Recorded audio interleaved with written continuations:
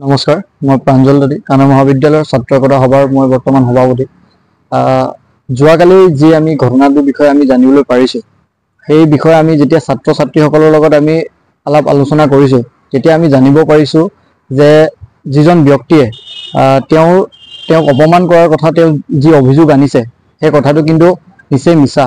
আৰু আমি প্ৰিন্সিপাল ছাৰৰ লগত তথা ছাত্ৰ ছাত্ৰীৰ লগত যেতিয়া কথা পাতিছোঁ, তেওঁলোকেও কৈছে যে এই কথাষাৰ মিছা। কাৰণ আমি ছাত্ৰ একতা সভাই এই বছৰ আমি এটা ষ্টেপ লৈছোঁ যে আমি চানডে আমি খেলসমূহ পাতিম, কাৰণ যাতে আমাৰ পাঠদান অনুষ্ঠানত আমাৰ একো ক্ষতি নহয়। সেয়ে আমি নটিছো উলিয়াইছিলোঁ, কিন্তু হয়তো ছাত্ৰ ছাত্ৰীসকলে অৱগত নোহোৱাৰ বাবে তেওঁলোকে অডিশ্যনৰ দৰে কিছুমান অডিশ্যন পাতিছিলে। তো সেই কথাত প্ৰিন্সিপাল ছাৰে গম পোৱাত তেওঁলোকক গৈ কথাটো কওঁতে সেই ব্যক্তিজনে নিজে গাত পাতি লৈছে, আৰু সেই কথাটো আমি ভাবোঁ তেওঁ গাত পাতি লোৱাটো ভাল হোৱা নাই।